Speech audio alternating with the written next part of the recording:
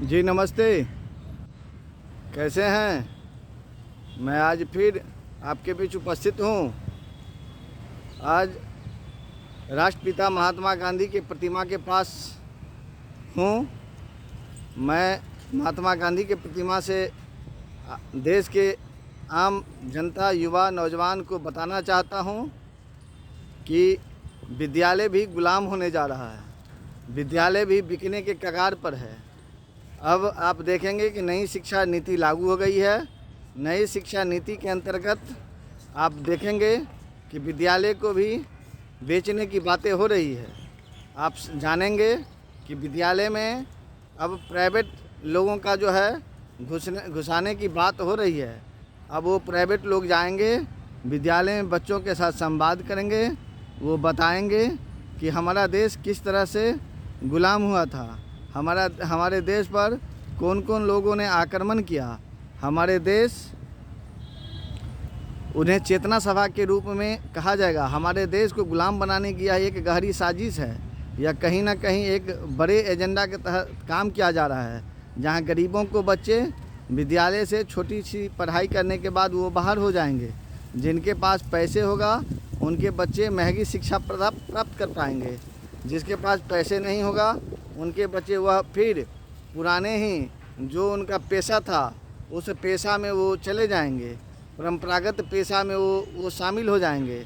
जिनका जो पेशा है, हल चलाने वाले हल चलाएंगे, पशु चराने वाले पशु चराएंगे, लोहा पीटने वाला का बेटा लोहा पीटेंगे, और चमार का बेटा जो है सो जूता बनाएंगे।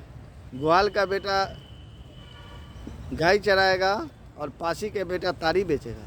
ये साजिश है।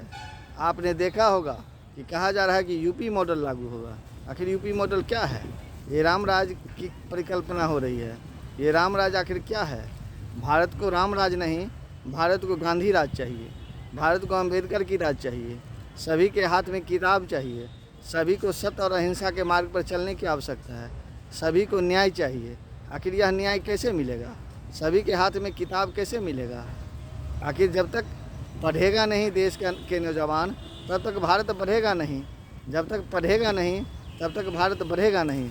इसीलिए भारत के नौजवानों को पढ़ने की आवश्यकता है, पढ़ाकू बनाने की आवश्यकता है। यह देश पढ़ाकू होगा तभी यह देश बढ़ेगा। अगर यह देश पढ़ाकू नहीं होगा तो यह देश लड़ाकू भी नहीं होगा। अगर एक तरफ अग्निवीर योजना लाकर नौजवानों को दिग्भ्रमित किया जा रहा है, उनके साथ शोषण करने की बात हो रही है, 4 साल की नौकरी के बाद उन्हें रिटायरमेंट की बात हो रही है, आखिर 25% आरक्षण देकर आप सेना में बाद में क्यों बहाली करोगे? अभी ही आप क्यों नहीं कर सकते हो?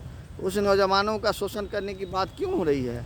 आप नौकरी से बाहर निकालने के बाद उन्हें सिक्योरिटी गार्ड बनने के लिए मजबूर क्यों करोगे?